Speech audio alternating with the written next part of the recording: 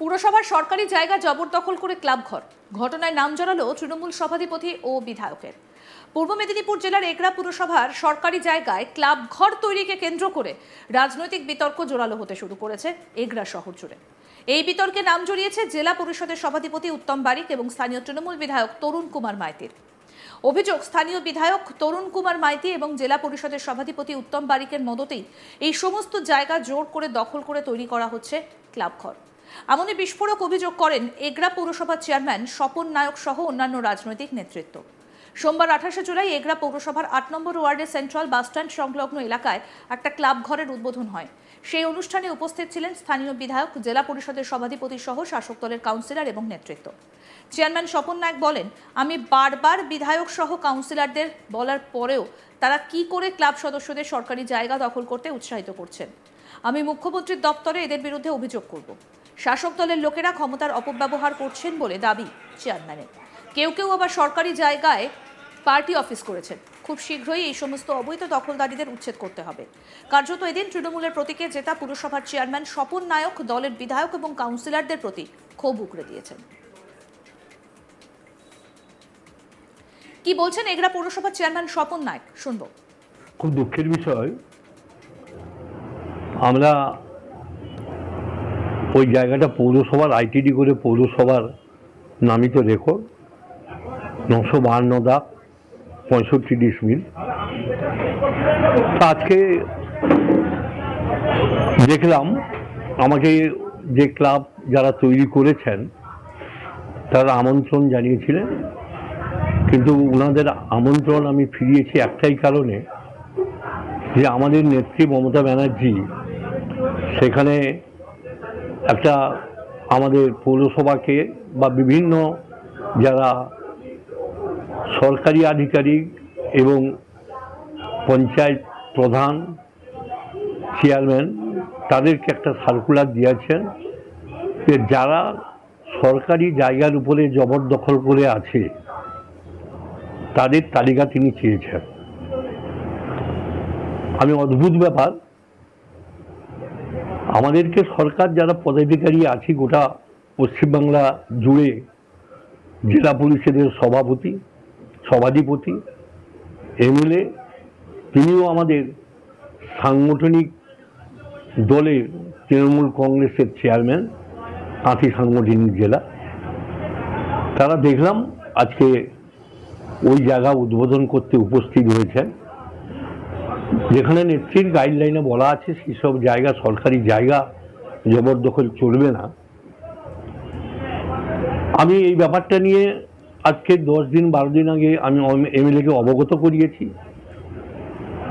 তো তিনি শুনেননি। আজকে তিনি এসছেন, সামনে বিধানসভা নির্বাচন 26 সালে, তো দেখা গেছে এগরার বুকে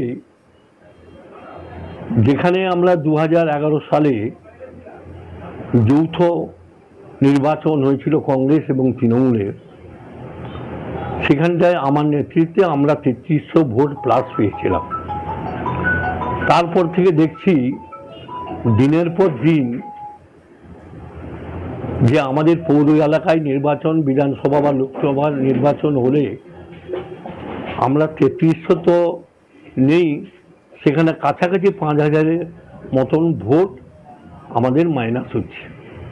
মানুষের সেন্টিমেন্ট যে সরকারি জায়গা সেখানে যারা জবরদখল করে আছেন বা করছেন গায়ের জোরে, তারা কি করে করছেন, যারা আমরা রক্ষক, আমি বলবো যারা, আমি ধরুন চেয়ারম্যান, কেউ এমএলএ, কেউ জেলার সভাধিপতি, তারা যদি তাদেরকে উৎসাহিত করেন এসে এখানটায় যে ওই জায়গায় ক্লাবঘর হচ্ছে, আমাদের পৌরসভার জায়গা, পৌরসভার এলাকায় কোন জায়গায় ক্লাবঘর হচ্ছে সেটা ওনারা অবগত এমএলএকে করেছি। তো এমএলএ সেই ব্যাপারটা নিয়ে তিনি প্রতিবাদ করতে পারতেন যে সরকারি জায়গা তোমরা ওখানে ক্লাবঘর করতে পারবে না।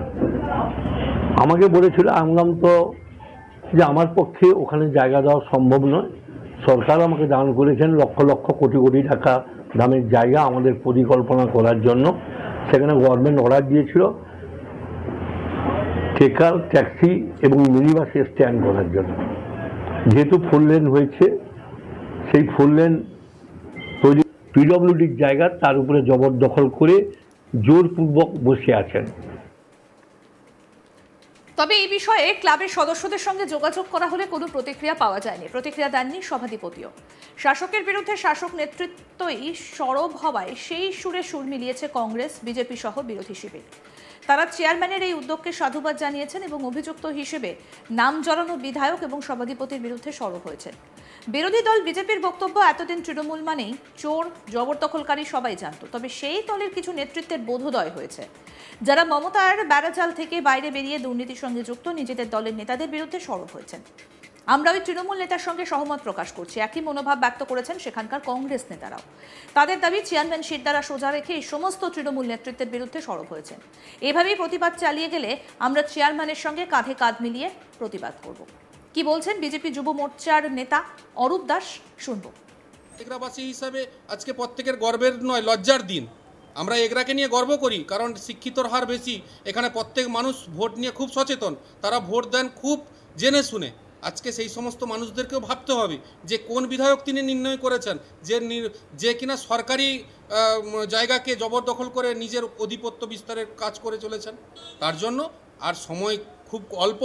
আজকে তৃণমূলের যারা একটুখানি স্বচ্ছ ভাবমূর্তি নিয়ে লড়াই করার চেষ্টা করছে, মনুষ্যত্ববোধ জাগ্রত হচ্ছে, তারা আজকে প্রতিবাদ জানাচ্ছে।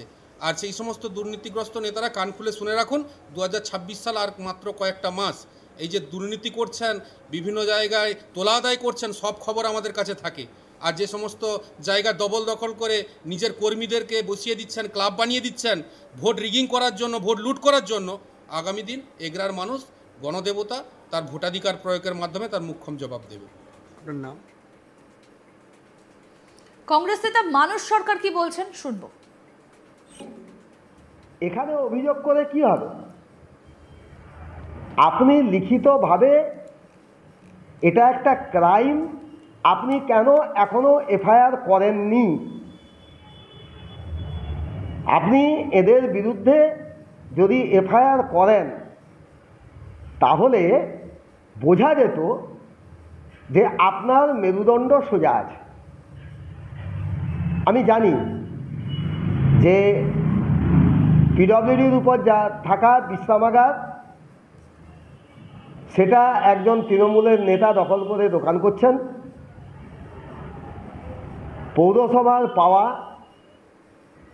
জায়গা সেখানে পার্ক করার জন্য সেখানে তৃণমূল পার্টি অফিস করেছে। তৃণমূলের নির্দিষ্ট একজন নেতার নামে জেলা পরিষদ লিজ দিয়েছে, কিন্তু লিজ যে জায়গায় দিয়েছে দখল হয়েছে এগরা পৌরসভার জায়গায়।